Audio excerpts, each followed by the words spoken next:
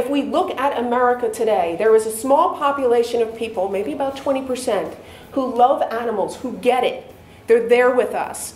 There's about 10% of the people we're never going to reach, or they're going to be forced to follow the pack. But what we're going for now is the 70% in between, the 70% of the people that don't know any of this is going on, and we want to make sure they understand the importance of animal rescue, animal welfare, and adoption. 1 out of 605 homes that's been foreclosed upon, the 75 million people that aren't happy where we are. We have the ability to change where we are. We can change our direction in our lives. When we start to take it out on other people, other situations, on animals, that's when we have to stop and look at ourselves. And we have to be a voice for that, because there are people that don't know how to be that voice. I have a dream. I have a dream that education prevails, that we're all continuous learners, instead of being trapped by the limitations of our own minds. Welcome to House Resolution 220, National Animal Rescue Day. First and foremost, I want to thank Congressman Robert Andrews for sponsoring the bill. This is all about animal rescue and animal welfare. I also want to thank Congressman Moran, his staff, Barry, for being here today. Congressman Moran, I know, is a leader amongst leaders when it comes to the animals and the Animal Caucus. And we count on that to be a voice for our animals. And also, I know Carol Mitz is here. We welcome her as well, supporting House Resolution for Congressman Andrews' office, so you might even hear from her afterwards. What this is all about, it's all about the animals. As Barry had mentioned, I am Gail Kasper. I'm a professional speaker, also a television person who has appeared on Fox, ABC, NBC. But my biggest accomplishment is really what I'm doing with animals as the executive director of the Potographs Foundation, which is run by coincidence by my 2 rescued basset hounds, Apollo and Winslow. Winslow you see up here on the screen, Apollo you will meet very shortly. My goal today is to walk away with a commitment from you to put this at the top of your agenda as House Resolution 220 for National Animal Rescue Day, which means bring it into the office and make it known. This is really about awareness, which means when you walk out of this room and you tell 2 people, 2 colleagues about what's going on in here, it's 2 more people that knows what's happening. When you go home at night and you talk to friends or family and you tell 2 people about what's happening here, it's 2 more people that know. When you go back to the office and you say to the congressman, hey, this is what I heard, this is why it's important, now we're creating awareness. So that's the biggest part of all of this. Initially, it looks like it's about the animals, right? But it's really the people. It's really the people that makes a difference and takes a stand for those animals. If we look at the state of economy today, we're at what, 9.1% unemployment? 1 in 605 homes go into foreclosure. We have a $2.3 trillion debt deficit when it comes to consumer debt, which means if you look at the average person, man, woman, and child, and you break that up, that's $7,800 a person. We have 75 million who live in who live in America and aren't happy with the jobs that they have, not satisfied in their careers. So you look at all of these things, the challenges, the stress, and who does it ultimately affect? It affects our home life, it affects the people that surround us, and it ultimately is going to affect the animals too. And when it affects the animals, and we're healthy people, that's one thing. But then we get to the point where there are abuse situations, abandonment situations, hoarding situations. So let's take a look at what the facts are. The American Humane Association states that approximately 3.7 million dogs and cats will be euthanized every single year. Why is that? Because of adoption issues, lack of adoption, because of the state of the economy. If we're going to get into the specific facts of the situation, what is the need? Between 6 and 8 million cats and dogs will go into shelters every year. 3 to 4 million will be euthanized. Each year, 27 million cats and dogs are born into the United States.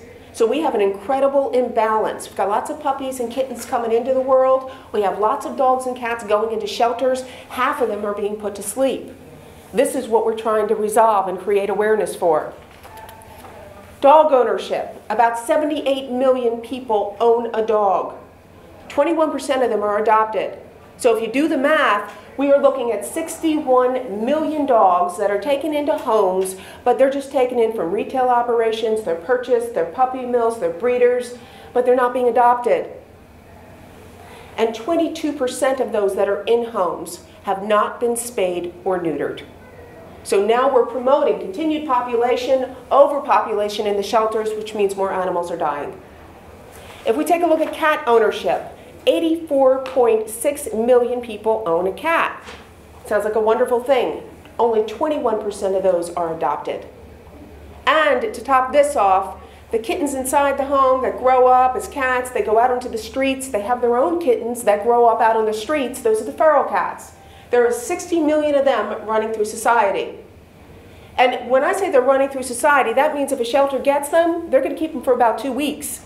And then they're going to say, you know what, can they be socialized? Can't they? Can they be adopted or not? And then they get euthanized. So this is a state of where we are with our cats and dogs in America. Who here is familiar with House Resolution 220? It is the first Saturday in October. Many fall festivals occur, which means that everybody's out. They're going to the fall festivals. It's a beautiful time of year. Families are out. What a great opportunity to set up tables to make sure that animal rescue and animal welfare is being pronounced out there. People are hearing about it. People are being educated in terms of, you know, if I do get a pet, how do I keep the pet? What should I do? What are my responsibilities? What's the right pet for me? Making sure we're promoting spaying and neutering. So all of those elements can come across in one day on the calendar, which is our ultimate goal. It also states about the drastic economic crisis, which means people are leaving their pets behind in homes to starve to death. They're either dropping them on the front door of a shelter or they're leaving them behind in the homes. There's dog fighting. We saw a major situation with Michael Vick, right? A double-edged sword there in terms of what we've heard. Because on one end, you don't want to know anything about dog fighting. It's against the law. But on the other end, here are all these dogs that now either need homes or they're going to be euthanized. So it's a double-edged sword. We want to know about it. The awareness is there. It's just a hard thing to hear. And then there are 4,000 to 6,000 shelters across America, and they're suffering financially. And I'm going to share some statistics with you about some of them that have to close because they're losing out on donations. There's no funding. Volunteers aren't there, which makes this House resolution even more critical.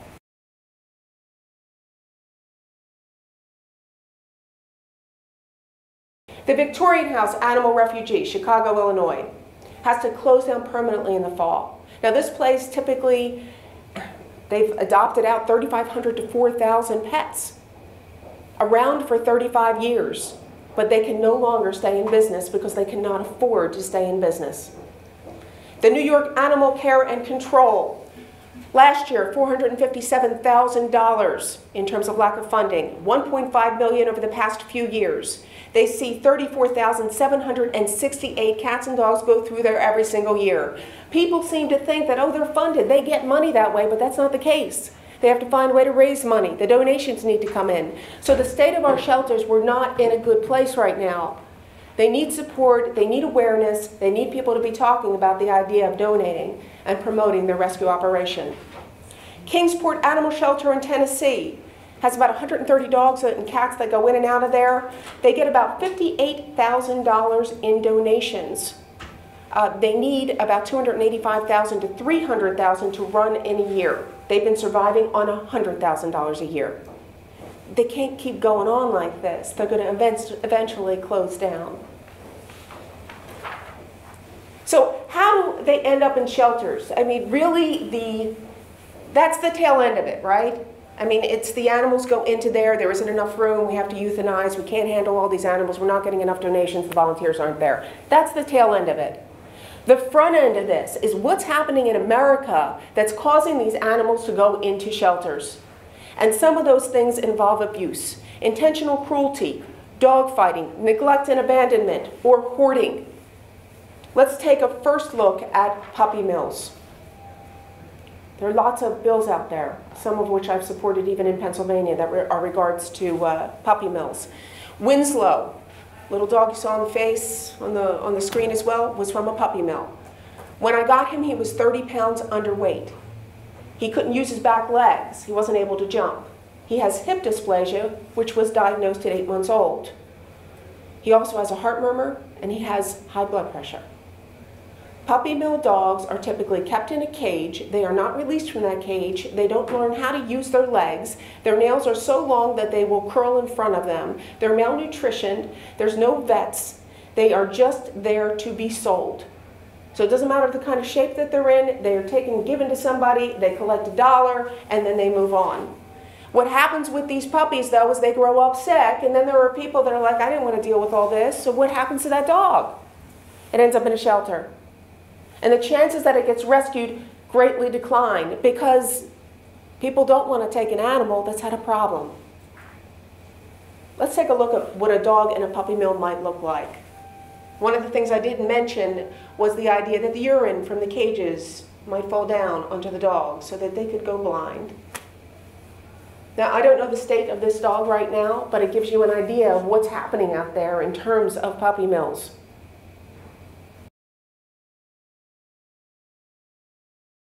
Hoarding situations, again, another type of abuse. And the challenge with this is that it is silent. What that means is that, people think, I'm doing the right thing here. I want to rescue a dog. I don't want it to be euthanized, so they take it off the street. But then they see a cat, and they take the cat off the street. And then it's multiple dogs and multiple cats. And a lot more dogs and a lot more cats. And before you know it, this person who was trying to do the right thing is no longer able to do the right thing because the dogs and cats aren't being taken care of. So they're sick, they're hungry, some of them starve to death, some of them die from illness. Because this person doesn't recognize that they have a problem. And it doesn't get resolved until someone else steps in. About 12% of cases, abuse cases, represent hoarding situations. The reality is, though, we don't really know how many are out there. All we know is that when there's a problem, we uncover a hoarding situation, all of a sudden there's a shelter that has no space, no room, and it's finding out that they need to find a place for 100 cats. They need to find a place for 50 dogs. And they're already overburdened, so it's a surprise. Let's take a look at some of those cases. Haley, Florida, 100 cats. This woman walks into a shelter. She's got 20 cats in her arms, and she says, I can't take care of these. The investigator asked a good question. Are there more? Yes, there were 114 in her 2-bedroom townhome. 52 needed to be euthanized because they were sick. There was a kitten that couldn't open his eyes because they were so badly infected. The remaining cats end up in the shelter, again, where there is no room. So what happens to them? They get put to sleep. Berwyn, Illinois, 200 animals, birds, cats, dogs, cockatoo, everything, inside a home, feces everywhere, on countertops. The woman would garden outside. People thought she used manure when she gardened. They didn't realize that it was the house that smelled so badly. Half of the cats had to be euthanized. 109 were put down because they weren't socialized. They attacked investigators when the investigators walked into the home. Southampton, Pennsylvania, 40 dogs. Couple said, I can't take care of these dogs. Naturally, dropped them off at a shelter. Here they had never even been spayed or neutered. We talk about overpopulation. Never been spayed or neutered. Dropped them off. They were between 8 weeks and 5 years old. Why was there 8 weeks? 8 weeks because they were breeding. Rising Fawn, Georgia, 17 dogs. Couple now has criminal charges filed against them. Somebody reported them, said those dogs are not being taken care of, but they're in a shelter now to be rescued.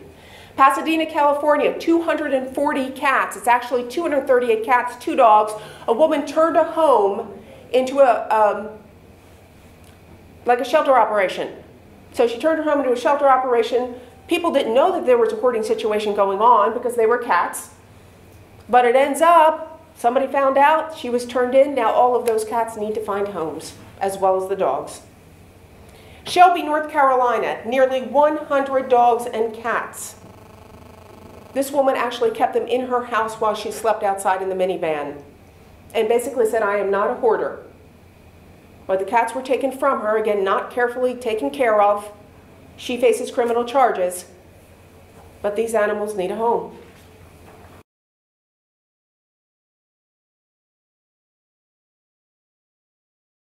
One out of 605 homes are in foreclosure. So let's take a look at some of these cases. The first one is Nachos. And the things I'm sharing with you right now are all over the past month. This is not from years ago.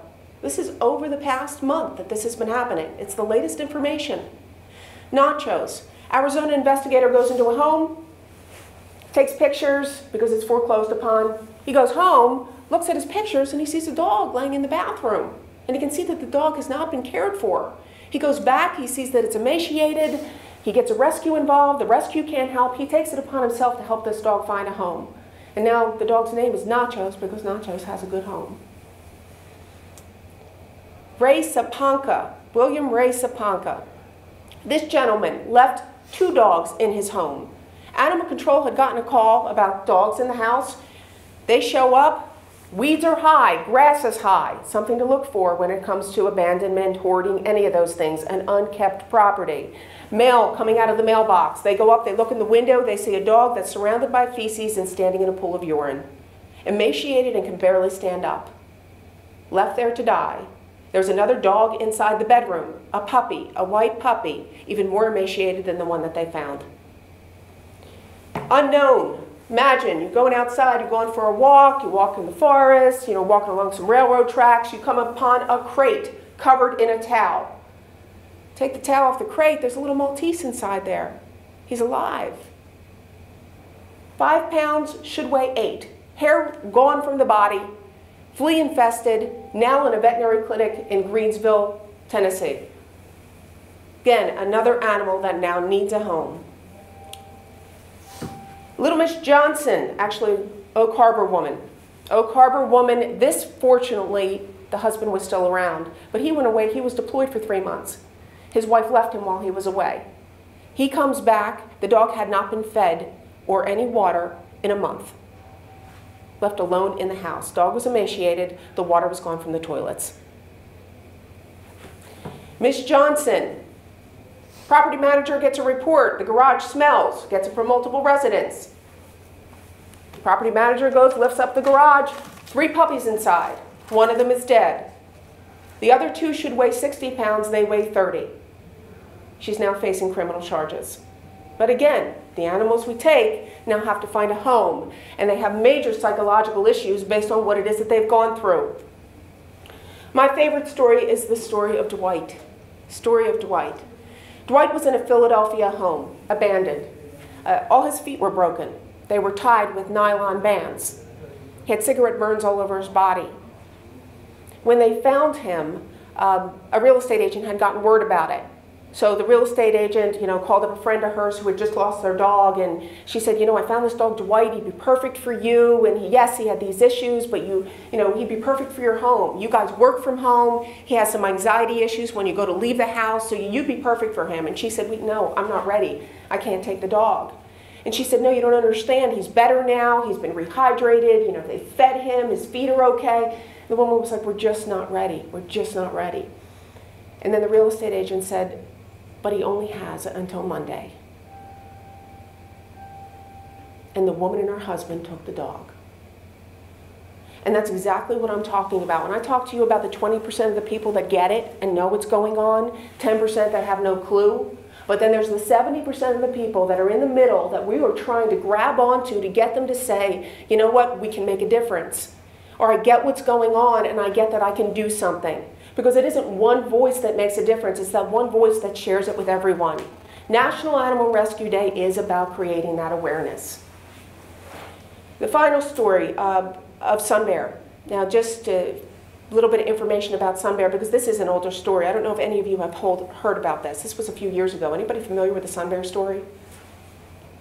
Sun Bear was left in a laundry room, abandoned home, foreclosed home, dark laundry room for 6 weeks.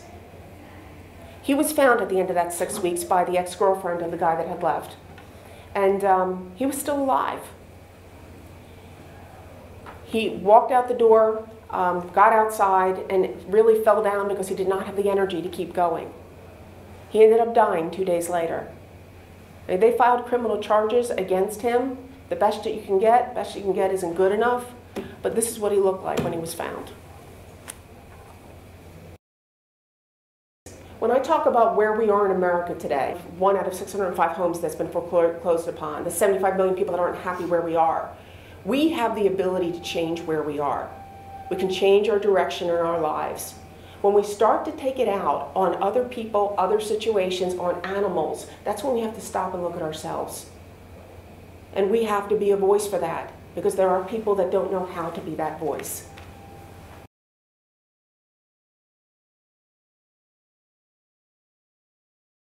That's part of where the animals end up in shelters. That's only part of it. There's another side to this. And that's the average person that decides that they want to get a puppy. The average person that says, hey, I want to get a dog, this is going to be great, let's get one. And they get it, and then they say to themselves, oh gosh, it's getting older and I have to take care of it, and they just don't want to put the effort in. Or, you know, they decide they have to move, their landlord is involved, they have personal issues going on, or they don't spay or neuter the dog and it ends up having kittens or puppies.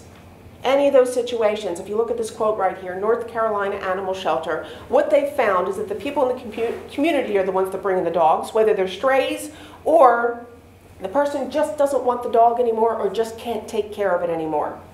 In other words, are we really thinking when we go to get a dog or a cat of what the responsibility is that's involved with that?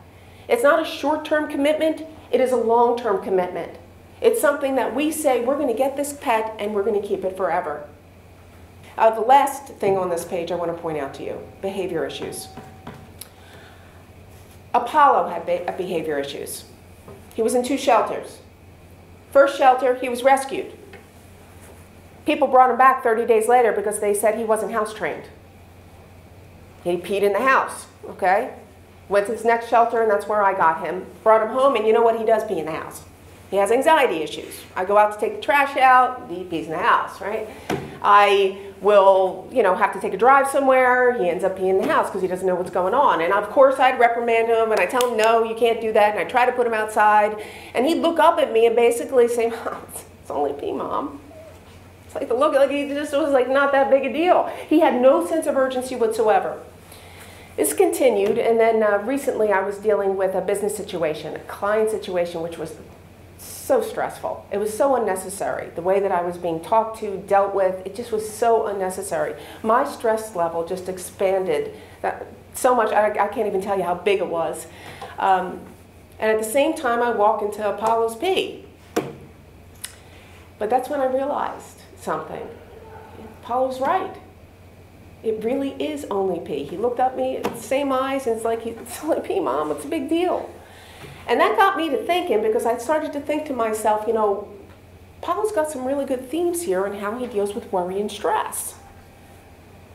So, as of 2012, coming out is, it's only pee, Mom, 7 easy ways to live a stress-free life from the world of Apollo. Yeah, so now he's got a book coming out next year, which actually I'm writing. He's just sleeping through it. But here was somebody that was willing to let him go because of a situation that they didn't want to work with. Whenever we get a dog or a cat, we all know it's the highs and lows. It's any relationship. It's the adjustment time. But some people aren't willing to go through that adjustment time. They just want the dog to be trained, to be perfect, be done. It doesn't work that way. But people need to be educated on that. That's the reason we want to raise awareness. People need to be educated.